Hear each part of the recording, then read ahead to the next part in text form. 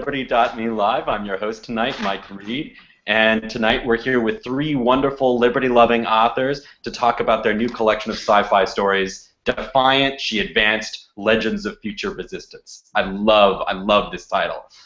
So what we're going to do tonight is just talk informally as a conversation, the four of us, just back and forth. I want to talk about the book. I want to talk about the stories in it. I want to talk about the ideas behind them, and some of the liberty philosophy really comes through in these stories. I want to also talk a bit about the writing process if we can, and I'm also really interested if we could talk a bit about the publishing and marketing process too.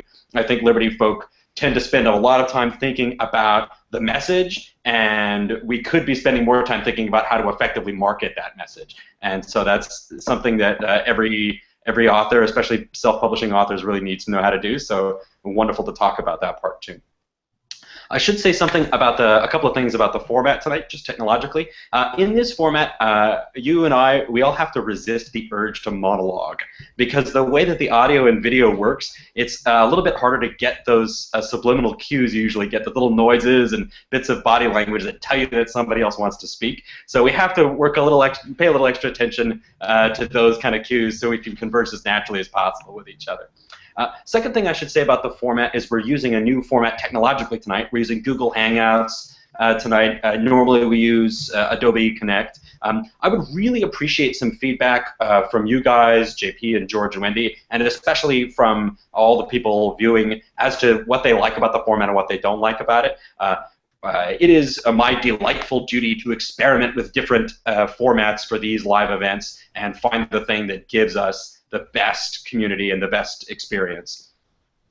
And finally, the third thing I want to say about the format is in terms of how we're going to organize it, which is really not very organized. We're going to do what I call a crowdsourced interview tonight, which just means that we all talk informally and chat and laugh with each other on screen. And then you guys who are off screen, Frank Markopoulos and John Hunt and everybody else that's off screen listening to us right now, you can pile on questions and comments and stuff to us in two big ways. So if you see on the right side of your screen, you see probably right now a Q&A box already. So for instance, Frank Markopoulos has already typed in a question that says, "Test, good evening." So that's the most formal, obvious way to send us a question. You just click the Q&A box, you type it in.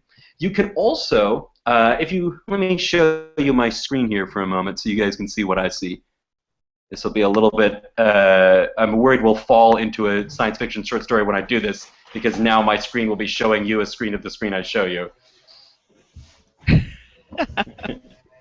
So here I am, and if you look on the far left of your screen, these little buttons will pop up, and you can choose between having the regular chat, which is this blue box, which is just the informal chat like, "Hi, folks," and then the official Q&A box, and you can do it either way. So those two options are open to everybody. Enjoy, pile on us. It's a crowdsourced interview, which means I only come up with like 20% of the questions. Usually the audience comes up with a whole lot more. Okay, wonderful. Thank you, everyone, for coming. It's great to be here. I'm going to show you my face once again. I always feel a little bit big brother-ish when I'm on screen share. So, George, I wanted to start by asking you a little bit about how this collection came together. So, George Donnelly, he's the guy who organized the collection. He's the guy with the butterflies behind them, for those of you that can't see it. I saw you talking about getting this collection of science fiction stories by Liberty authors organized, I think in June or July of this year on Liberty.me. I saw some messages from you about that, and I thought, oh, you know, that'll be cool. And I didn't know how great it was going to be, but I thought it was going to be neat. And I'm wondering now, how far back did you come up with this project, and how did you decide that organizing a collection was the smart way to go? It came to me shortly before I posted about it, which was, I think, late June or July of 2014. And I was just so thrilled. I felt so empowered after publishing my first novel that I thought, you know, this was a good time to, you know, work with the other authors, you know, because we were getting to know each other through the Libertarian Fiction Authors Association. Mm-hmm. And I just got the idea on really a whim, and I just kind of threw it out there to JP and some other folks, and you know, and it took off. Yeah, wonderful. So, but that's interesting to me. I mean, a lot of authors, it just feel like they want to write their own book, do it in isolation, and then release it to the world, and that's good. And how did you get to that point where you realized I need to do a collection here? I need more than me in this book. I think it was just a stroke of insanity, really. Because it is difficult, it is challenging, I should say, working with other people. And so, I do this all the time. I do this all the time. I take on these projects. But I have to say that this project was a lot less challenging than some other projects because of my just absolutely stellar co-authors, who really stepped up to produce some really great fiction here. So I got lucky. There were definitely some missed deadlines. Yes. Yeah, there were a few times there I thought we just don't have enough stories. I'm gonna have to push it back or whatever. And then Wendy came in, on one day on the list, and she's like, "Well, you know what? I just think I'm gonna contribute something to this." And I was like, this is a good sign. It's Wednesday. It's time to be a science fiction writer. And what a story she wrote, Oh my God. Oh yeah. Great story. Oh, thank you.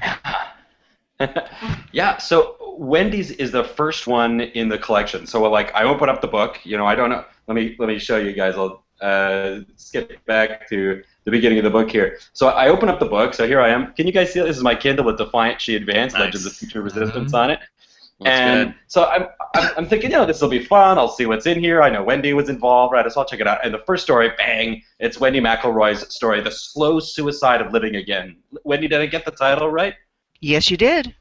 And so I found that I was getting hit from two sides. It was like getting ganged up on in an alleyway by two thugs with this story. And one of the guys, it was like a roll of quarters in his fist, is hitting me with libertarian theory, like how we could imagine private law societies, how we could imagine private restitution organizations. And Wendy's put this really interesting future kind of speculative fiction setting for this story, where the main character works in an organization that's essentially a private police organization or a private restitution organization, even conducting kind of private vengeance in some cases. And so on one side, that's bad enough, but on the other side, I felt that I was getting really powerful, personal stuff. I noticed, Wendy, you call the sort of mentor of the main character in the story is named Murray, and I really felt there was a personal touch there on that. Really? Yes, of course it was. And Blumenthal was, of course, Nathaniel Brandon's first name, real name, before he changed it. So there are all kinds of little things like that I just had fun with. But yeah, it was on both levels. I wanted, I've always had doubts about the libertarian theory of restitution, because I always thought that at some point when you get into truly violent crime, there's no way to really make restitution. And I wanted to grapple with that. And I'm turning this story into a novel where that becomes the main theme as I push it forward. But it was also very personal in that I've loved the idea of characters who are not what they seem, and the idea, one of my favorite techniques is you go under hypnosis or something and you find out you're a totally different person. That kind of science fiction story. And one of the reasons I like that so much is because the sincerity of the person who believes they are something that they're not. And then there's the sincerity and the revelation that comes through. It always fascinated me. So I have those two themes, as you mentioned. Yeah, it's wonderful, and yeah, what a way to start the book! Good editorial decision there in terms of being. So I knew I was edited. There was going to be some liberty ideas in the book. I knew there was going to be there. So I knew part of it knew what I was getting, and then part of it was just unexpected magic. So it's great thing to have right at the beginning of the book. Thank you. Well, and I loved also the way that you kind of introduced the world building and how the world got to be at that point, and just kind of hinted at it. You didn't really hit people over the head with, this is exactly the steps that we take to a libertarian society. It was very kind of hinted at, which I think made it a lot stronger. Do you think so? Because that was the one thing that I thought I might. No, I really, because I'm the novice here. I mean, you two have so much more experience than me. I thought maybe I'd stinted on that, and that maybe it was less colorful or less. But I wanted to be so plot driven. I had so much plot there that I just, Rand said the three things that you need. Here, I start quoting Rand in science fiction. Yes, the three things you need is plot, plot, plot. And so I wanted it to be plot driven, and that kind of maybe. Well, I'm glad it came across okay. Yeah, I think it worked well. It was enough in there to season it, but not so much that you were kind of, Tolkien-esque in terms of giving a history or something. There were no campfires where people sat around and sang for 20 pages. Yeah, I was a little disappointed there wasn't like an Elvish language, any extra languages at all. I don't know. Next time, we'll do a fantasy anthology. Wendy, can we, just for the benefit of everybody listening, everybody's going to watch us on YouTube later, can you just zoom out and give us a 1 or 2 minute overview of the setting of this story? I don't want to give away the whole story, I don't want to do a big spoiler, but if you could zoom out and give us a setting of Slow Suicide of Living Again. Well, the setting is basically in Los Angeles, where I lived for about 10 years. So I'm familiar with the freeways that you'd have to have in order to be able to connect the zones, which have basically fallen away because there was civil war that came about as the result of black riots and race riots that just accelerated. And various areas became defined in different ways. Santa Monica and the whole area near the beach, which would include Venice Beach, which borders on Santa Monica, I go into this more in the novel, became more of the free zone, where people retreated and attended to attract people who were not only freedom-oriented, but probably the more scientific, the more engineer types, the types that go into libertarianism. And LA proper became more militaristic. And they basically, it became so very bad in the last days of the civil wars that the zones basically have a neutral kind of attitude toward each other, not friendly, but neutral, because they trade with each other.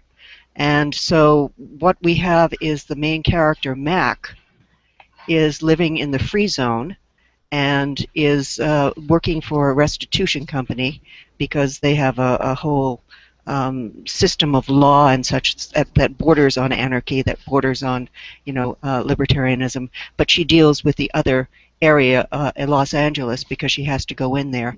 A lot of people flee there and such, so she has to go in there for restitution purposes. So that's a broad view.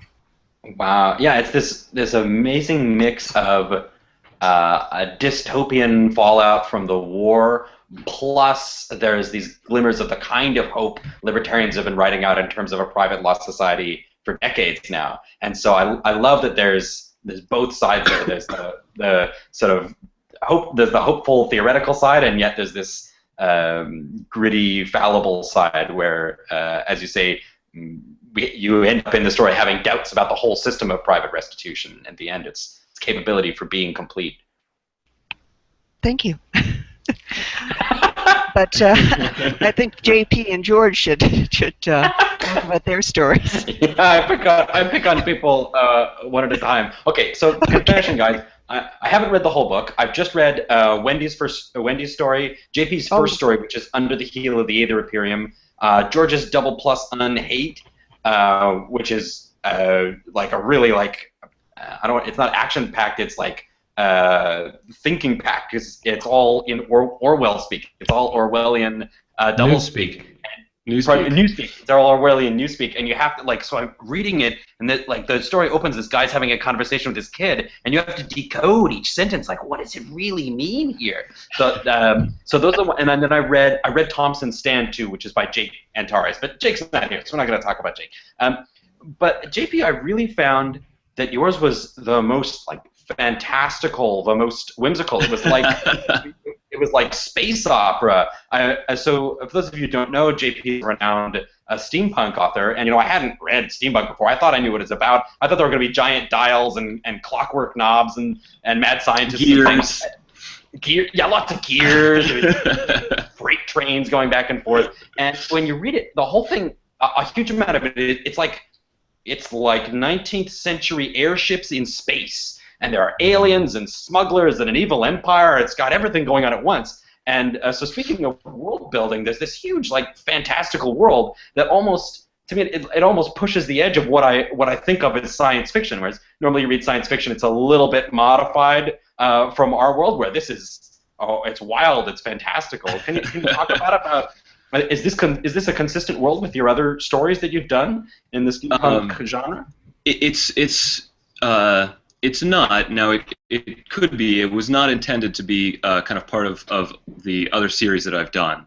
So okay. This is kind of out of whole cloth, and what kind of inspired or sparked it initially was I wanted to do a kind of gender-bending take on Edgar Rice Burroughs' Barsoom series, which is he wrote this in the 1890s, and it's about an American from the Civil War who gets sent to Mars, where it's populated by all of these fantastical creatures and empires and civilizations.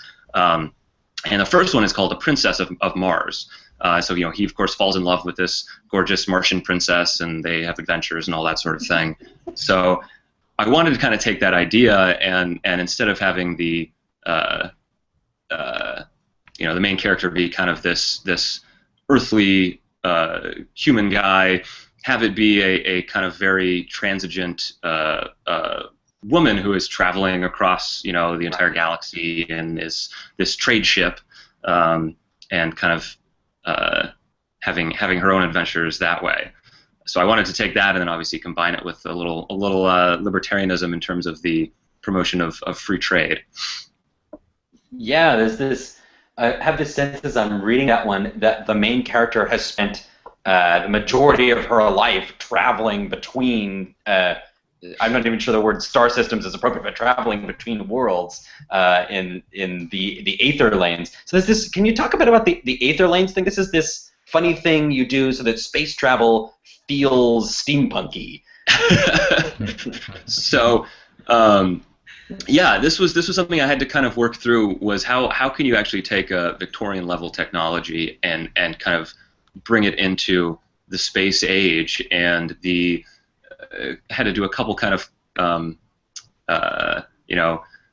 hand-wavium type situations where you have playing a little bit with physics, but you have a material called Ethereum that is essentially an anti-gravity type material that pushes against this aether force that is gravity, and there are kind of these currents and these eddies in between stars of aether lanes where the aether kind of travels faster, and so you can enter these and actually travel faster than light using this type of technology.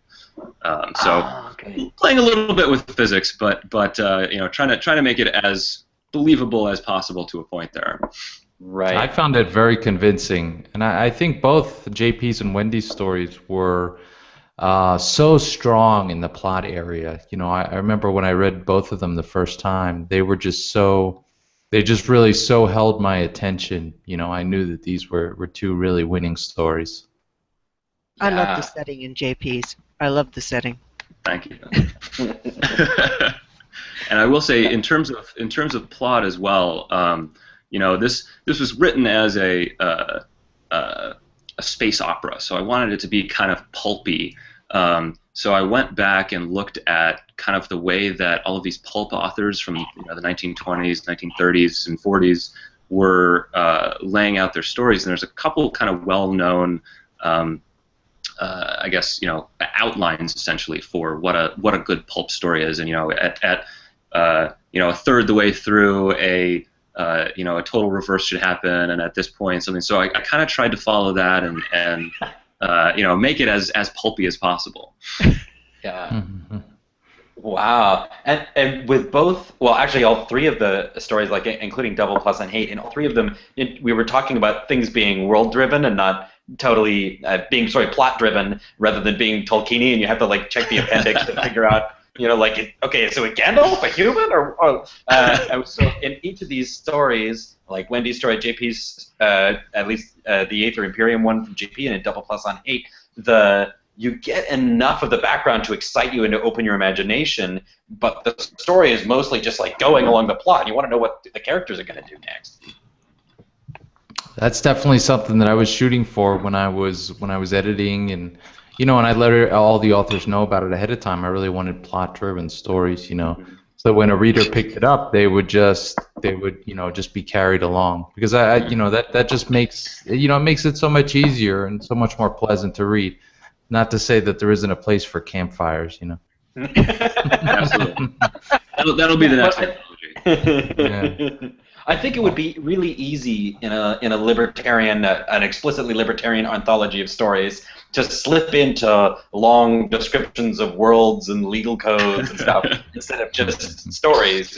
Libertarians have a habit of being talk, don't show, but when you're writing, you got to do show, don't talk, and I think you found a great balance there where I'm getting the liberty speculative goodies that I want, but I'm still, as you say, carried along in the aetherlanes of the stories. which I think that's really the power of fiction, which we haven't really seen. Given that this is a movement that a large percentage is based on people that came into it through fiction, through Atlas Shrugged and The Fountainhead and that type of thing. There hasn't really been that much of a focus on it in the movement in terms of producing more of it to the wider culture to try and use that as a vehicle for spreading the message. I think. Sorry, go on. You're bringing up a point that has been sort of a drum I've beat for a long time, because one of the things about the socialist movement, for example, is they celebrated their writers. Mm-hmm. They celebrated the fiction writers, and it was a very, very aggressive kind of way to spread ideas.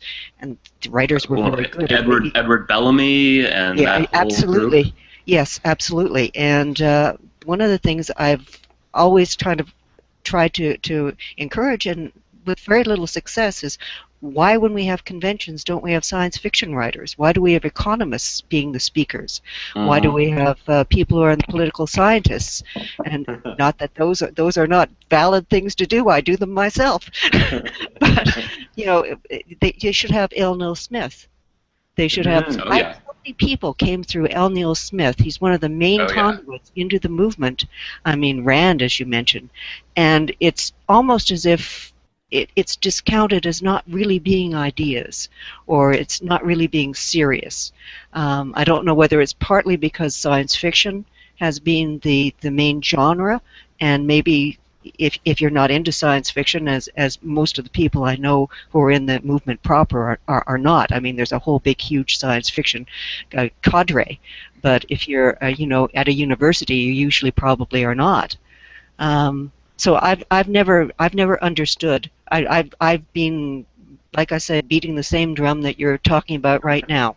I came through fiction. Mm-hmm. Half the people I know came through fiction. Absolutely. Someone will read you, and they will come through you. Yeah. I'm sure they have already. We need to stage a coup d'etat against all these economists.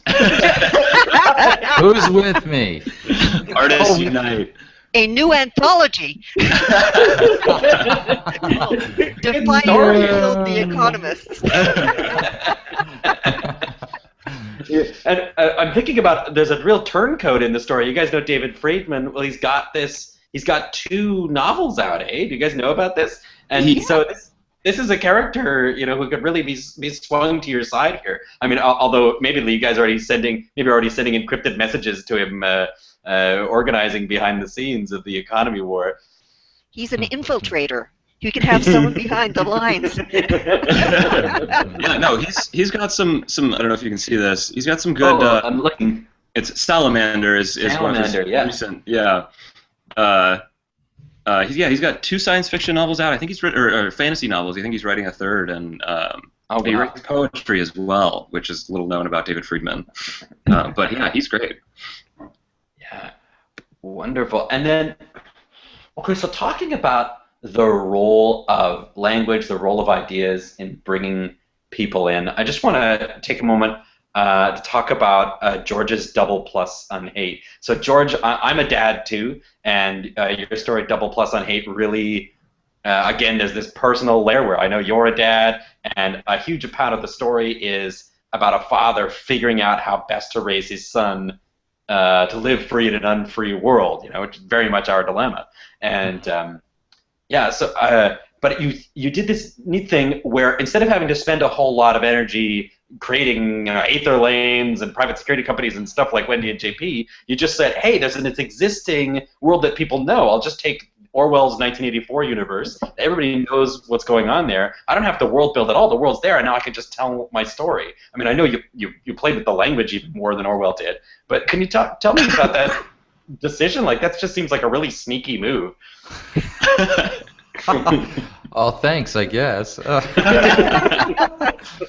I was on Reddit, and there's a subreddit where they have writing prompts, and someone said, today's writing prompt is to write a story completely in newspeak, which is, the Orwellian, language, and I thought, yeah, that's that. I'm gonna do that, and then I got into it, and I was like, no, that's just not gonna work. You can't write a whole thing in newspeak. It's not gonna make any sense. So yeah I just kind of, it goes back to this art versus economics thing, which is, I think, at its root, it's like it's an emotion versus reason, like a left brain versus right brain kind of a thing. And so I wanted to, really hit on that right brain, that emotion thing. Make it really personal. Like I like to put really personal stuff into these libertarian settings. And so that's what I came up with, because my relationship with my son is the biggest thing in my life. So I don't know, that just came to me. Well, it came to me well. It's powerful. My son's only 4 months old. I think he's currently giving his mother a heart, but I'm carrying him around, and I'm thinking, like, what are we gonna do, man? Like, the world's really crazy. Maybe we can make it better. That's another thing. You don't know. Like, if there's this constant debate. Like, do I try to make the world better, or do I just get my butt out of here, man? I just save myself. Seasteading. Yeah.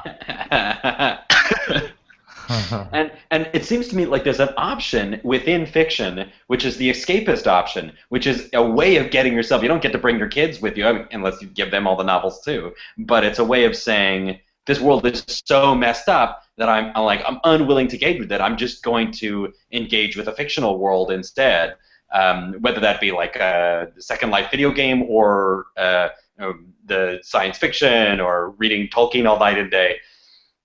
So it seems like there's that option too, and then it often seems like, at least in terms of political change, it often seems that libertarian attempts are largely fruitless. You try and elected guys, they promise to do something or other, and they never ever do it.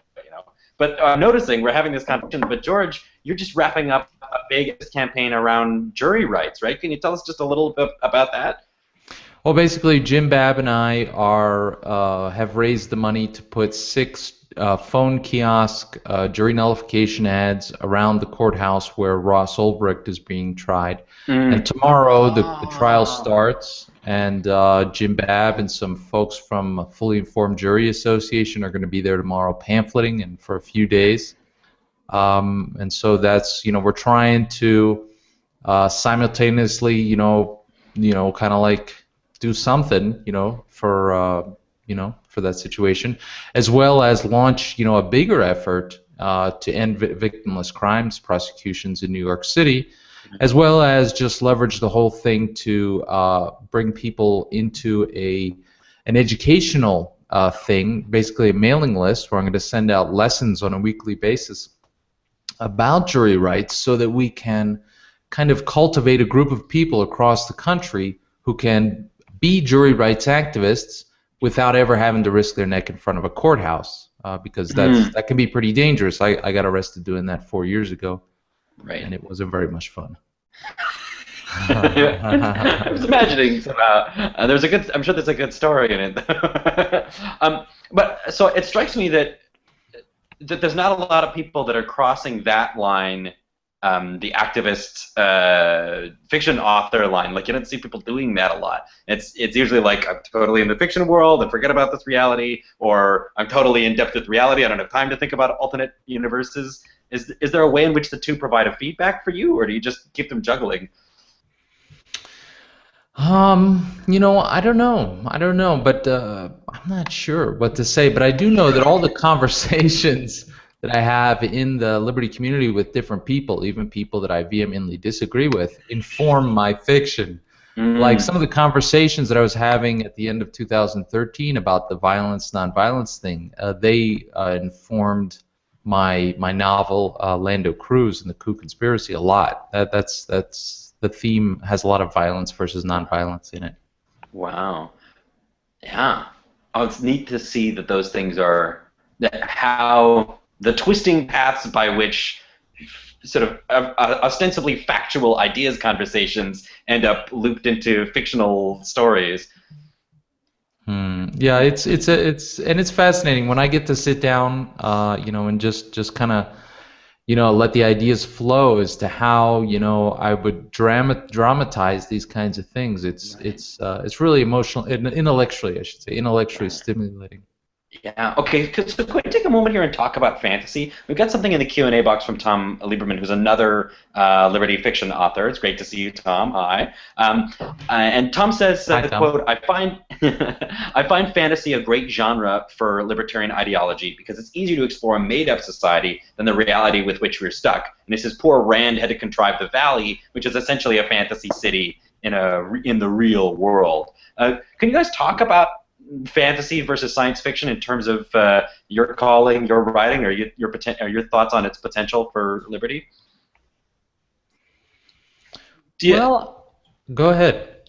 I was going to say, I think every I guess powerful libertarian, explicitly libertarian fiction that I've read has an element of fantasy in it. Whether that fantasy is a science fiction society such as Bob Murphy's novel Minerva, or whether it is some or Rand's Atlas Shrugged, or whether it is kind of a society turning into that kind of fantastical libertarian reality where there's plenty of libertarian fiction about kind of the revolution, the libertarian, how that occurs. It all has that element of it where you have to because the world these days is not that great for libertarians, and so you kind of have to inject that element of what if to really explore those ideas and kind of show people like, look, this is how it can really work. This is an ideal to strive towards, and this is something that can be inspiring. There's a great David Barker, I think, wrote not a novel but a fictional kind of utopian treatise called Welcome to Free America, which is basically this kind of backward-looking history of a anarcho-capitalist United States from 50 years in the future. It kind of like Bellamy's looking backward, but from a libertarian kind of anarcho-capitalist perspective. So yeah, in that sense, I think. Every libertarian fiction that I've written or read has that element of fantasy. I'm not sure. I'm sorry. Go ahead. Go ahead, George. I'm sorry. Go ahead. I was going to say I don't actually agree with Tom. I think that it's not that great for exploring libertarian ideas because it can be like just a setup job. Like you can just set it up in a way that makes for a softball pitch, Whereas I like to locate my stories more in, more like a hard realism kind of setup because I think it's more challenging and thus ultimately more genuine, more genuine and so more applicable to our real lives. I was going to say that I'm a big fan of fantasy. In some sense, I'm a much more a fan of fantasy than I am of science fiction, and in terms of you know, picking up where what JP said is this is not an inspiring world right now, and sometimes I think I should just do myself a favor and turn off the TV and just not listen, not read, not browse.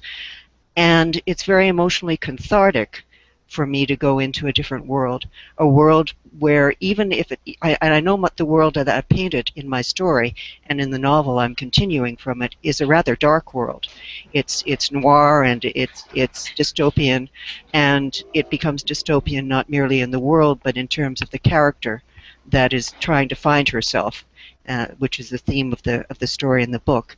I find it very, sometimes at night when I can't get to sleep, I just do plots. I turn over plot options in my head, and then I can sleep because I'm not thinking about, a story I'm writing, an article I'm writing, or I'm not thinking about a news item I saw on TV before I went to bed, which is really a bad idea, watching the news before going to bed. But so I'm kind of I'm very big on fantasy and science fiction. I'm trying to actually. I spent a long time one session with myself trying to figure out what the difference between science fiction and fantasy is, and they do blend into each other. I think there is a clear line, but they do blend into each other, and I'm hoping to blend them myself. One of the things that I wanted to introduce maybe, or ask a question, is in terms of my theory of art, of aesthetics, I have always been a very big art for art's sake person. And that's very different than a lot of libertarian authors adopt, because they do art for freedom's sake or art for the message sake. And I've always been rather put off by that, and I've often wondered whether or not the art that results from that is a little less rich. And so I'm throwing that out because I'm definitely at this point going for art for message sake as well as art for art's sake. And I'm trying to combine them two, but I've always been rather critical of that approach, and now that I'm writing myself, I find myself I'm going more and more toward it. So there's a debate that's going on inside myself. Yeah, it would be great to see some comments from viewers as well in the Q&A or in the chat box about that. It's a really interesting kind of wide open question, and you're influencing how Wendy McElroy writes her first novel. But I think you're right. A lot of, in the past there has been a lot of libertarian fiction that was overly message oriented, and it can get boring, and it can feel stilted. So I want the message to be in there, but the art definitely has to come first. And I think that most of the people in our little group, the libertarian fiction authors, the folks that communicate a lot, feel really about the same way. I've read a lot of their fiction, and it's all it's all art first. Yeah, I don't think necessarily that the ideas are contradictory, but I do think that there's a clear hierarchy. I think the story and the plot and the characters, that has to come first, and I think maybe the structure of if you set that in a libertarian world, the message will then kind of flow naturally out of that. I don't necessarily think that you shouldn't try to inject some sort of pro-freedom message in your fiction, but only when it serves the story and the art.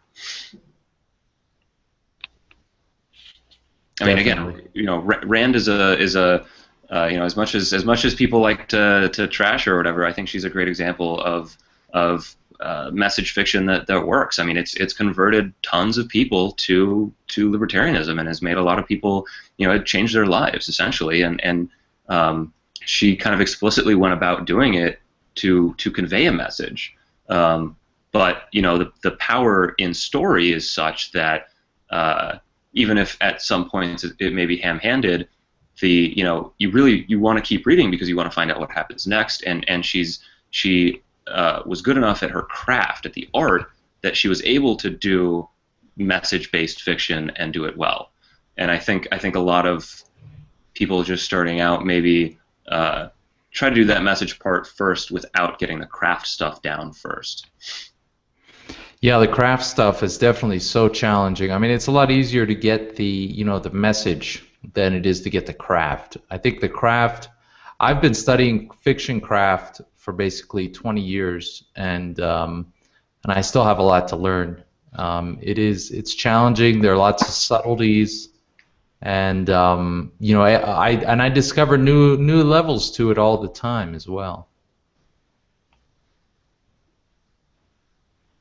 I think we lost our moderator. Oh, there you go. I didn't mean to get lost. I was musing on the importance of the craft, and if you're really going to, I'm not sure I agree with the thought that the ideas are, well, maybe the ideas are easier than the craft, but the ideas aren't easy, especially if that means really engaging with them to the level where you can challenge them and play with them enough to make them interesting in the story, like what you've done in Double Plus on Hate, like what Wendy's done with the slow suicide, where the Liberty ideas are there, but they're not just like, here's a dogmatic solution, and everybody's happy because they read Rothbard. It's like...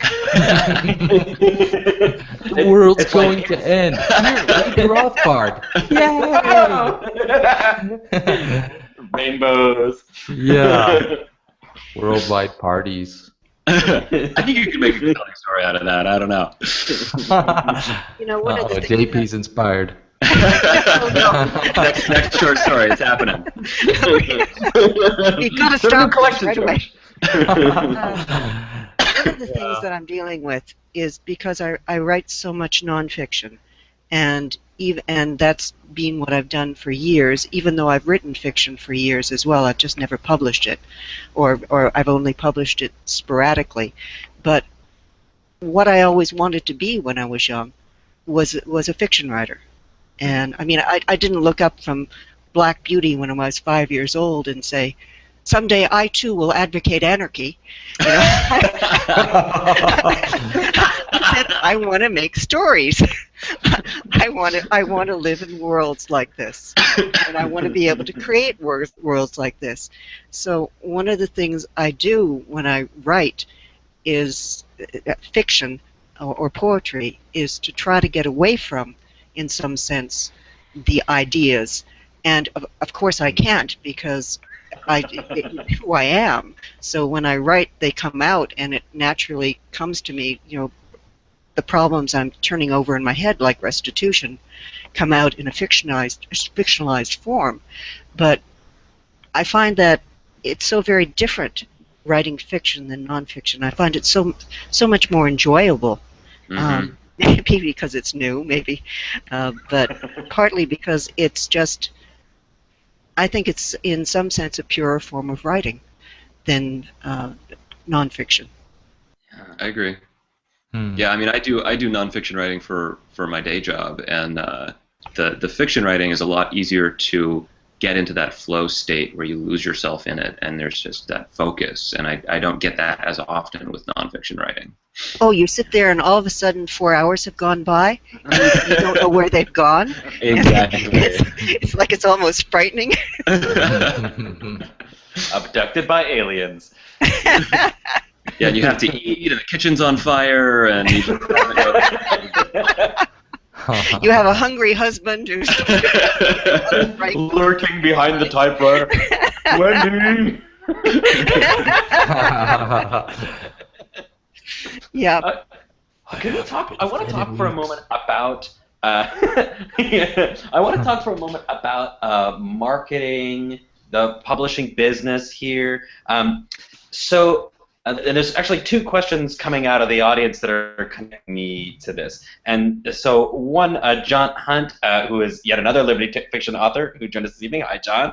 Asks about the importance of social media for your marketing. And he has this great case study question. How many people are here because they saw the social media channels of one or more of the authors in question? That's a neat question. If anybody would just put a me or a not me in the Q&A box, that'd be interesting to see how important social media was just for this event. And then in general, I wonder if you guys can comment on whether you think social media has been valuable to your success in writing thus far. Well, it's definitely helped me find early readers, as well as yeah, mainly early readers. I don't know if it's helped me sell very much, but definitely finding those early readers, definitely. Yeah, readers and reviewers. I will say I have not had a ton of success on platforms like Twitter or Facebook, but on something like Reddit, where you have a much, I think, larger audience that you can reach out to, and it's more targeted. I mean, you can go to a subreddit that is very specifically, agorism or anarcho-capitalism or libertarian, and kind of market directly to those people. I've had more success. I put out a novella about a kind of epistolary novella about New Hampshire seceding from the country, which was actually on. Yeah, it was actually on Liberty.me. But when I first came out with that, I marketed that on Reddit, and got a lot of great responses, a fair amount of sales, and then several reviews, because you can interact directly with people, through comments on Reddit, and had several great reviews show up on Amazon and on Goodreads. Because of that interaction that I could kind of directly trace back to that. So I would say the kind of broadcast social media hasn't worked as well for me, but the targeted stuff like Reddit, Goodreads, where you're kind of finding people specifically, that's worked a little better. But you do have to be careful with Reddit, because if you frame your post the wrong way, or if you post too often, or if they feel like you're only in search of sales or something, they will eat you alive, man. Oh yes, And I will say, one of the things that helped there was when I first released it, I discounted it down to 99 cents, and so I was kind of promoting it as a sale essentially. So people on Reddit love getting free stuff for deals. So putting it out in that way, it was kind of like, hey, here's something I'm giving to you, as a favor, essentially. Yeah. Okay, so here's another marketing-related thing. Mike DiBaggio, yet another wonderful Liberty fiction author who's joined us this evening. Hi, Mike. Mike asks, do you think there's enough of a market to support a subscription e-periodical with the theme of Liberty fiction? It could be the equivalent, he says, of a multi-author anthology every month. I think that it would be a good idea. It's something that I was thinking about, of trying to issue something every quarter, as Mike suggests in his comment. But I think there are a few challenges here. One is finding enough libertarian fiction to fill such publication. I'm ready to commit right now. Wendy's in. And the other is that you would inevitably have a publication where you have like a romance story and something that's completely off the wall, and then science fiction, and so I mean, who's gonna buy that, right? Because I don't think I don't know if a market currently exists for libertarian fiction. There's definitely a market for libertarian science fiction. It's not big, but it's there. But a marketplace that's going to receive all these different subgenres, I don't know about that. I think it's worth a try. Yeah, it's interesting because I think, again, I keep going back to Atlas Shrugged and those those types of books selling thousands and thousands of copies a year, or hundreds of thousands of copies a year. So clearly, there's a market for fiction with a libertarian message. And I will say, my kind of more explicitly libertarian fiction does tend to do better because, and maybe this is just I better understand that market and am able to market to it because I'm so immersed in it, and there's much more of a where these people congregate, so you can kind of market to them better.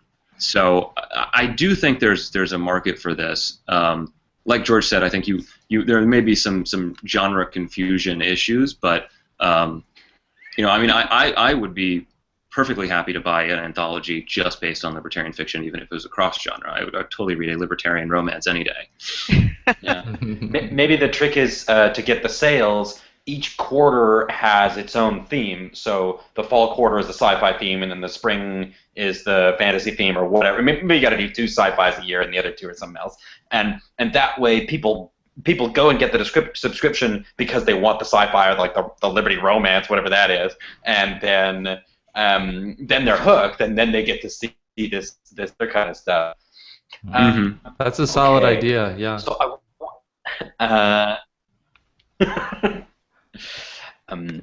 But I think a Liberty romance, Jeffrey Allen Plauché would be really interesting. Like, are your principles pure? Are you a plumb line libertarian? Yes, my dear.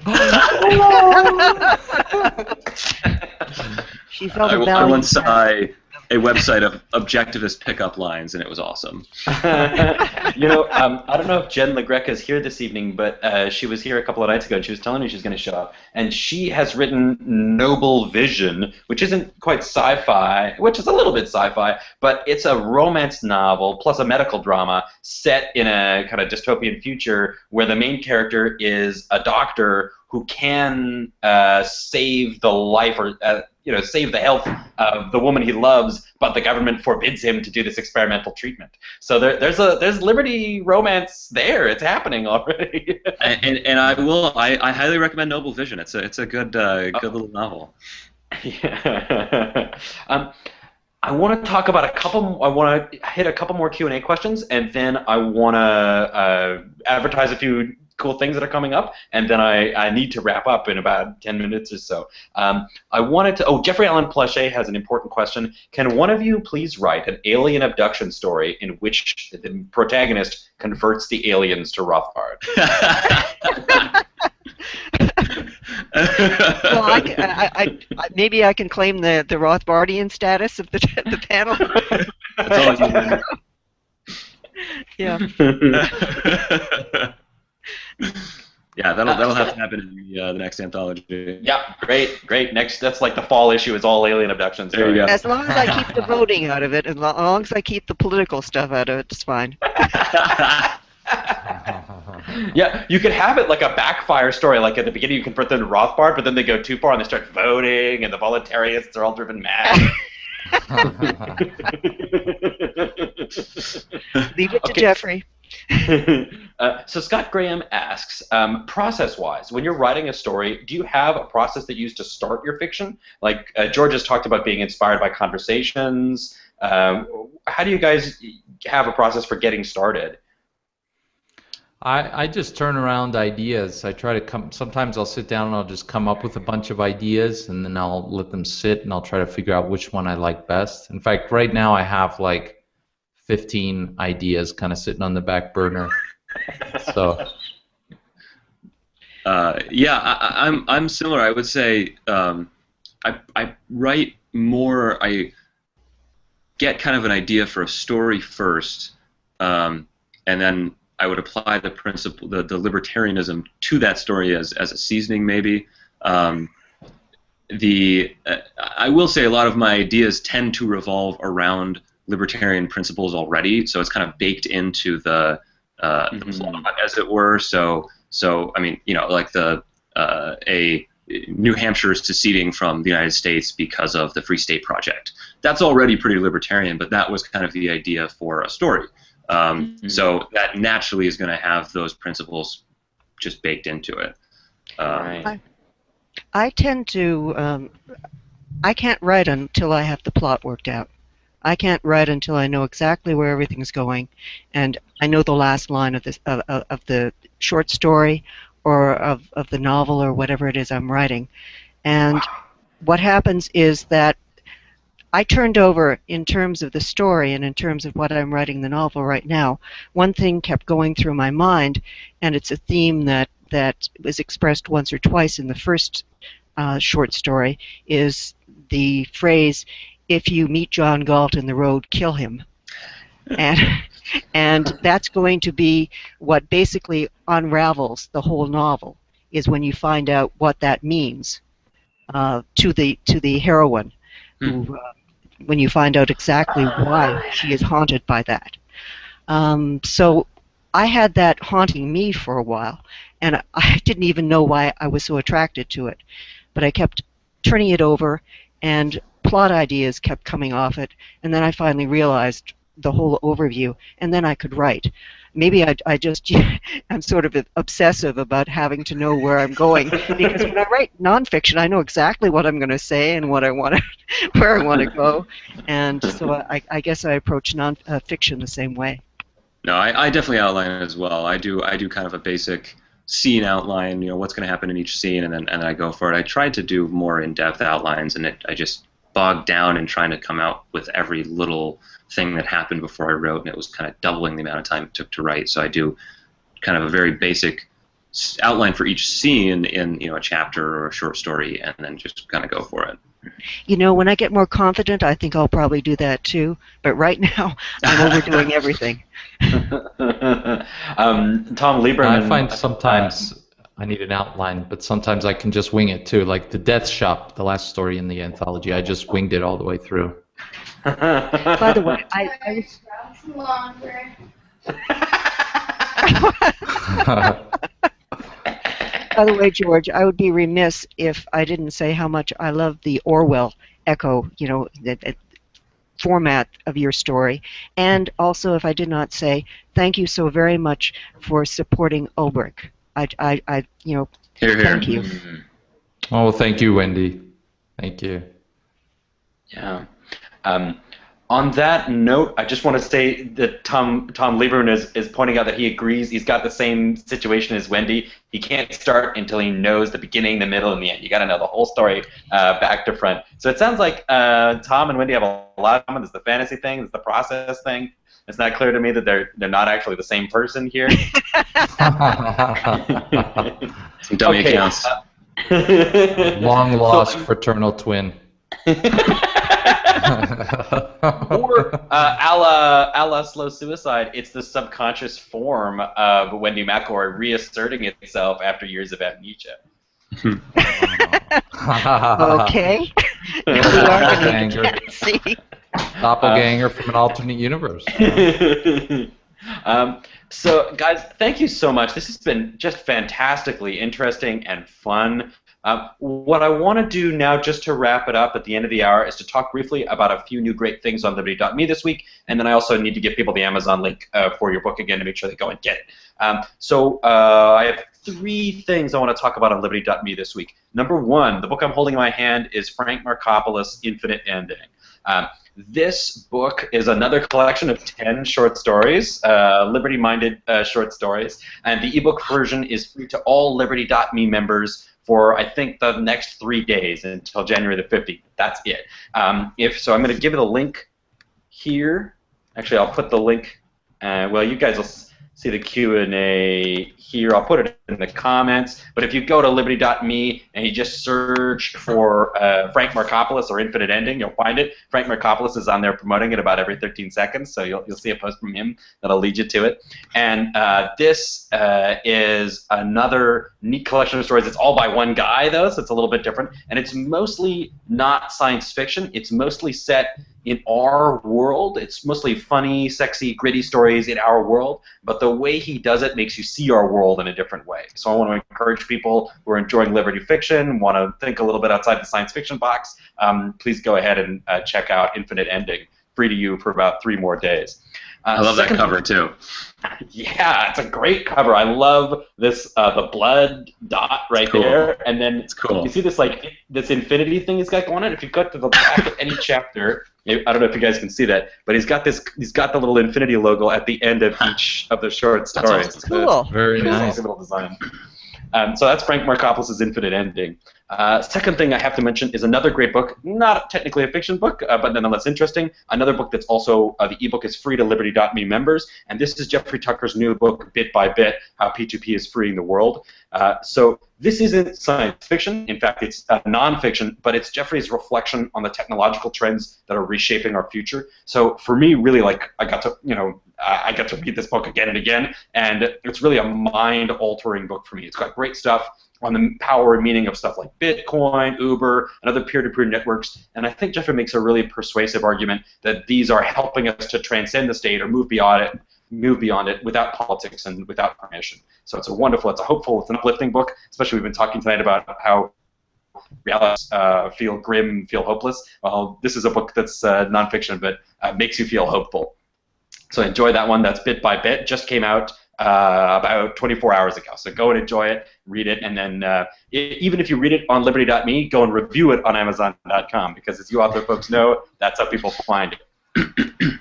And then finally, the third thing I got to tell you guys about, Wednesday night, 2 nights from now, I am back here for another live event on another book with Friar Maxime Villeneuve about his book, The Third Way. Yes, he really is a friar, an Augustinian Catholic friar.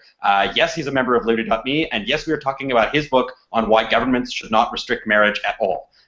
This is a cool faith-based position you do not usually get to see, so I'm really looking forward to it, and you should go sign up for that immediately after the class. Now, finally, most important thing, everybody should go right now and get Defiant, She Advanced.